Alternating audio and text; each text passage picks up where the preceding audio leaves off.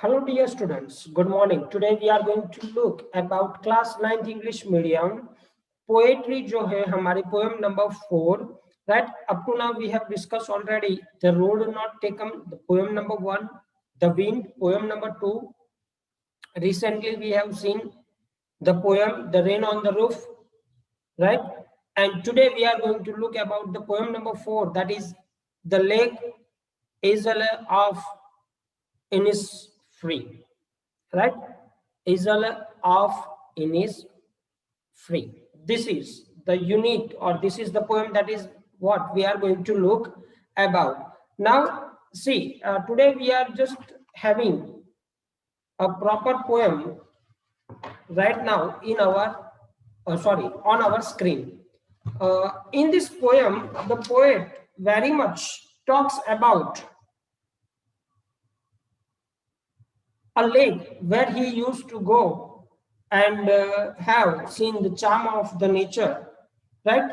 And that is what he has written about the experience by going over there, what he felt, right, in this poem. Now wait a minute.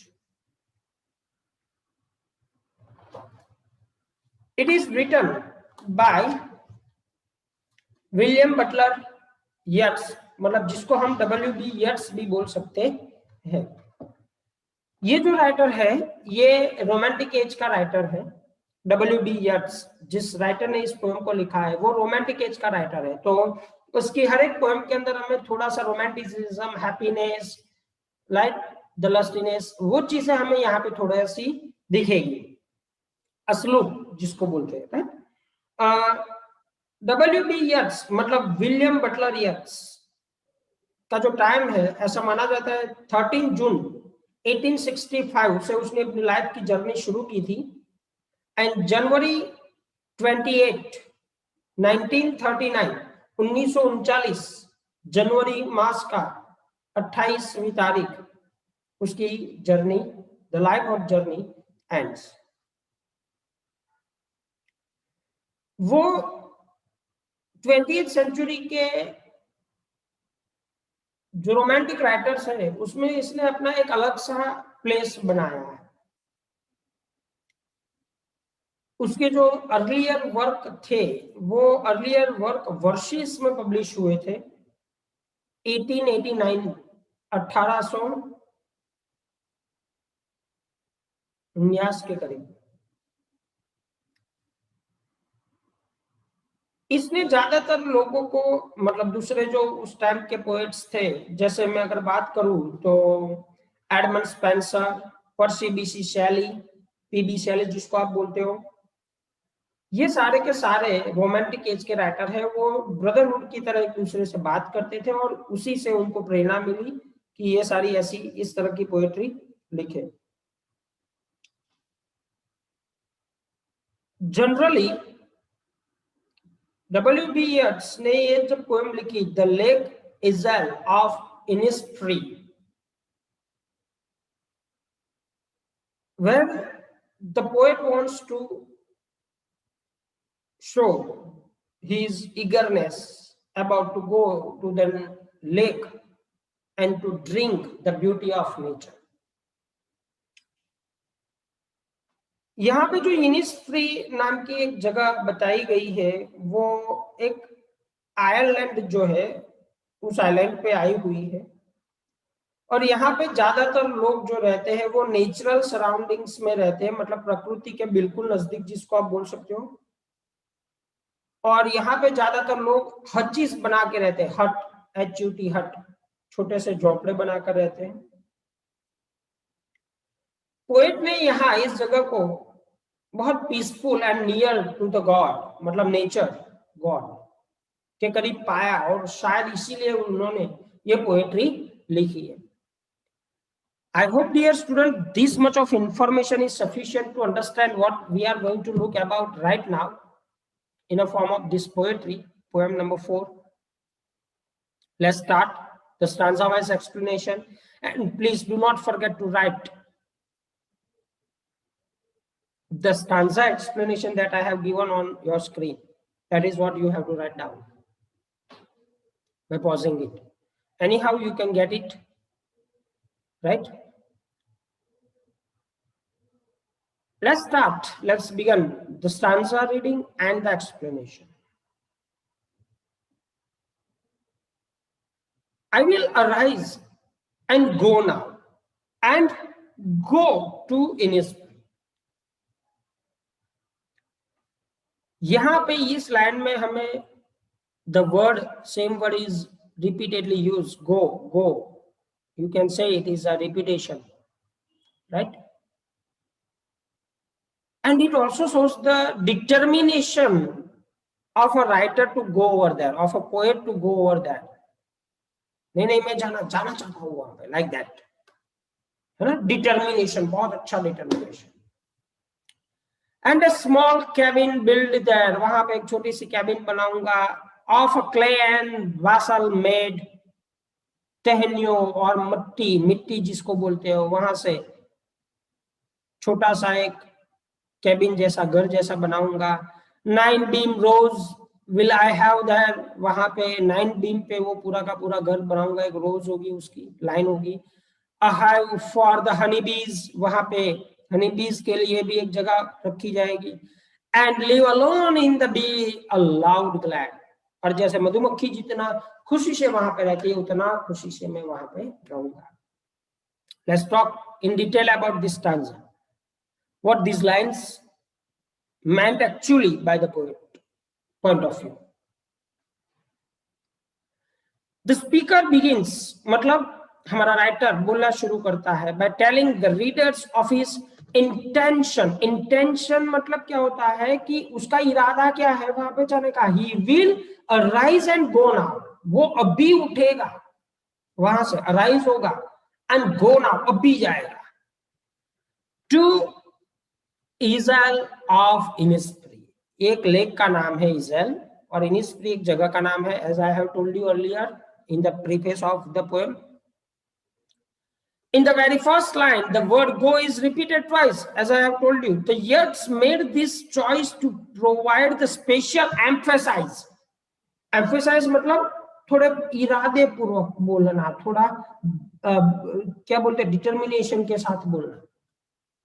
The importance of a speaker's action. Speakers मतलब यहाँ पे हमारे writer की action जो है, खड़ा होना और उस लेख की ओर जाना, उस क्रिया को थोड़ा सा और हाईलाइट करके दिखाने के लिए ये चीज रिपीटेडली यूज की गई.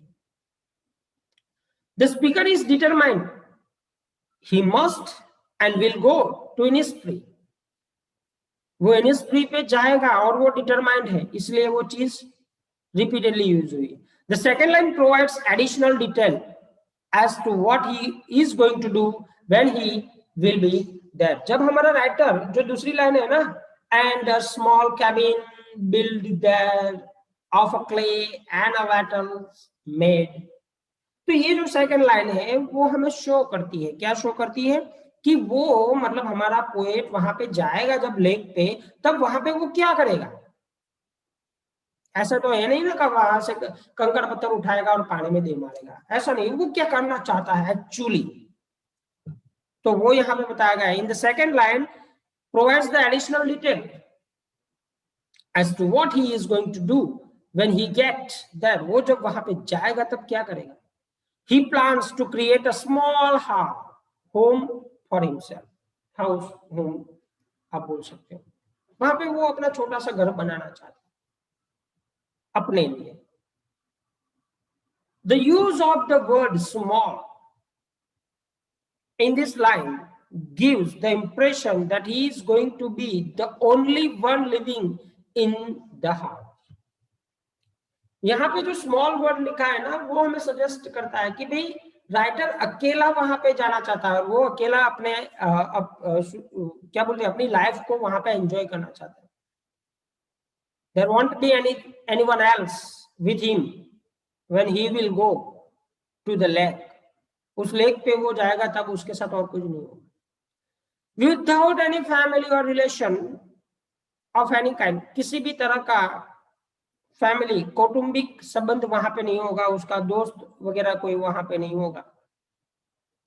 He plans to build the cabin from the clay and vessel, vessel का मतलब होता है स्टिक्स, रॉड, लकड़ियां जो होती है ना टहनियों की, जो आप हर चीज आप देखेंगे तो आपको मालूम पड़ेगा कि लकड़ियों के बड़े बड़े डंडे होते हैं, एक दूसरे पे इस तरह से टिकाए होते हैं और उस पे छजा जैसा बनाया होता है, जो ग्रास डाल के बनाते हैं वैसा।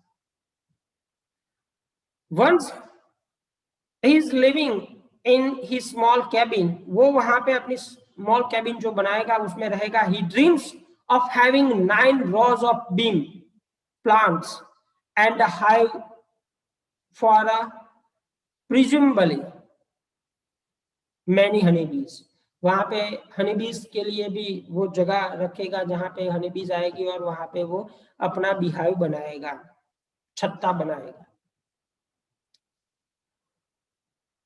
many honeybees as in the next line the glade, glade का मतलब होता है clearing in the forest, small छोटी सी जगह, is a filled with that sound, और उतनी छोटा सा घर, उतनी छोटी सी जगह पे अगर इतनी सारी मधुमक्खियां आएगी तो उसकी एक आवाज आएगी, गुनगुनाने की आवाज, उस आवाज को वो एंजॉय करना चाहता है।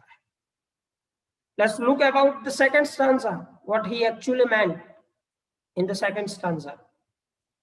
And I shall have some peace there, वहां पे मुझे थोड़ी सी शांति मिलेगी। For peace comes dropping slow, धीरे धीरे, अंदरूनी शांति, इनर जॉय जिसको आप बोल, dropping from the villas of the morning to where the cricket sing, cricket, a तीड़, यहाँ पे एक छोटा सा इंसेक्ट है उसके बारे में बताया गया, जहां पे छोटे छोटे तीड़ अपनी आवाजें करेंगे, गीत गाएंगे, यहाँ पे उसको सिंबलाइज किया है, मेटाफोरिकली यूज किया हुआ है। That the midnights all the glimmer, चमक जिसको बोलते हैं मध्य रात्रि, मिडनाइट्स की चमक, glimmers, and noon a purple glow, और दोपहर का जो पर्पल ग्लो है वो वहां पे मैं एंजॉय करूंगा। And evening full of the linnets wings, अलग अलग किस्म के वहां पे इंसेक्ट्स भी दिखेंगे, तो उससे मेरी शाम बन जाएगी। देखते हैं exactly what the poet wants to tell us through these lines.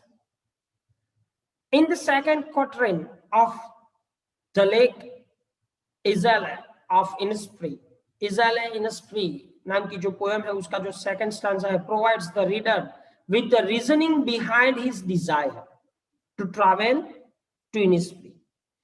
क्यों हमारा पोएट इनिस्फ्री जाना चाहता है और वहां पे झोपड़ी क्यों बनाना चाहता है, ये सारी चीजें की ना पहले स्टांजा में, वो क्यों चाहता है वो यहाँ पे इन सेकंड स्टांजा में बताया।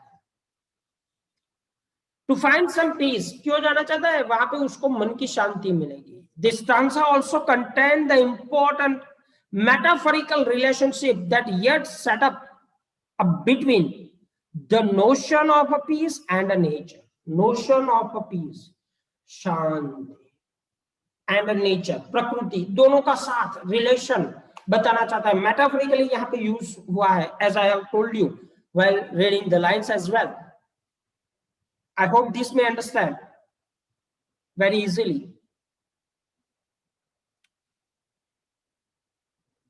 He described the peace as a dropping slow, बिल्कुल धीरे धीरे peace from the valleys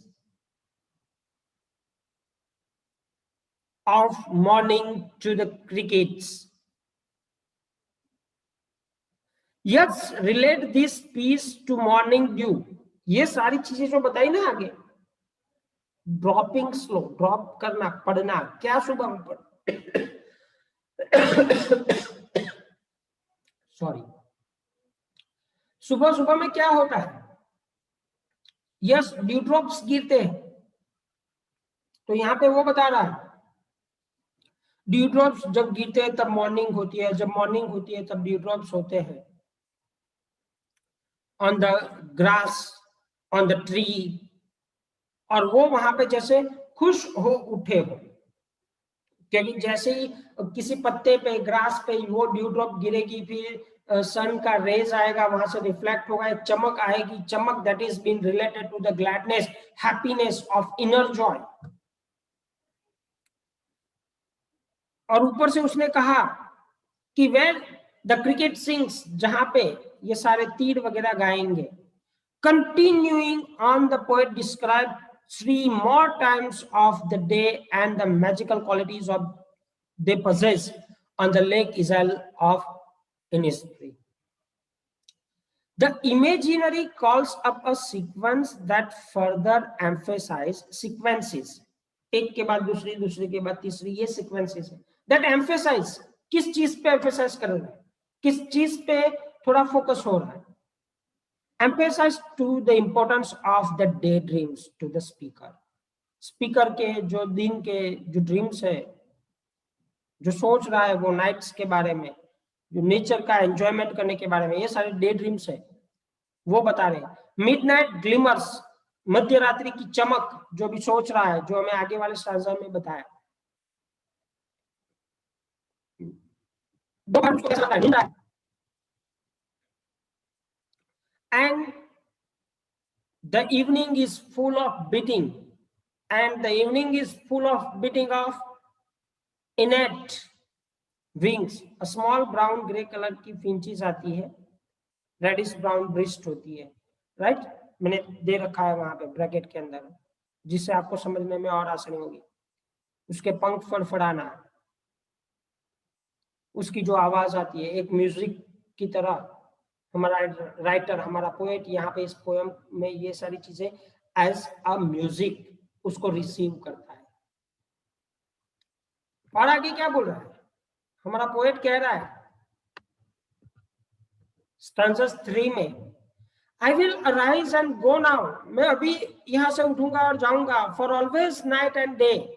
वहां पे हमेशा के लिए जाऊंगा, दिन रात बिताऊंगा. I hear lake water lapping with low sound by the shore while I stand on the roadways or the pavements gray. I hear it in the deep heart's core. मतलब in it at this point, मतलब in the last lines of the poetry, the speaker shakes himself out of his daydream. जगाता है last stanza में, जो दिन के ये सारे सपने देखता है ना कि मैं लेक पे जाऊंगा, ये करूंगा, वो करूंगा, ये होगा, वो होगा, ये दिन में बैठे बैठे सपने देख रहा है. अब उसको जगाता है.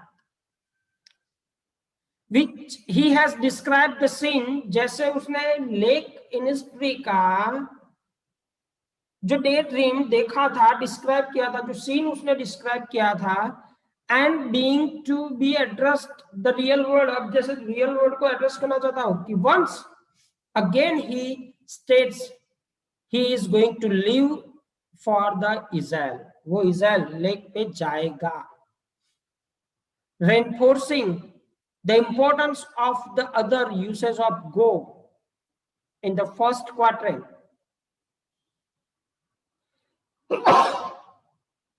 Sorry, the very first quatrain, जो पहला स्टांजा में गो के बारे में बोला था, अब उसको रीएंफोर्समेंट यहाँ पे कर रहा है, रीयूज कर रहा है. The constant repetition of the action of leaving his home to create a new one. Again and again वो हमें बता रहा है कि मैं अपना पुराना घर छोड़ के वहां पे जाऊंगा, नया बनाऊंगा. This presents the question of, is he actually ever going to go? क्या वो वास्तव में जाएगा? बारी बारी से बोलने से शायद न भी जाए. Has this dream been something he is now going to realize, or does it only exist in his mind? क्या वो अपने देखे हुए ड्रीम को रियलिटी में कन्वर्ट करेगा, या फिर एक ये ड्रीम ही बन के रह जाएगा? This question remains pertinent as the poet concludes. Poet अपनी पोएट्री कंप्लीट करते करते ये क्वेश्चन को एज इट इज छोड़ के जाता है.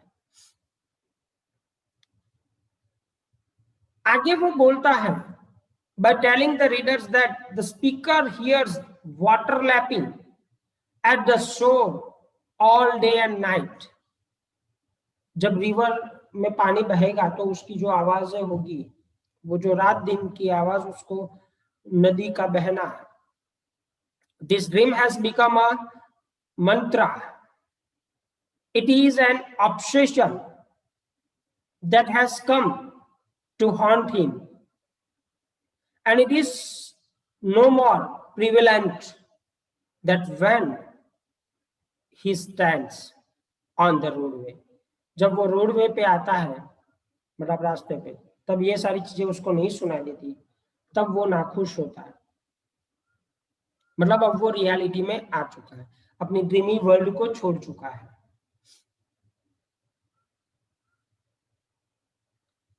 Speaker is wishing to escape a world, ये दुनिया से जैसे भागना चाहता है। A world that is antithetical to his ideas of a peace and the happiness.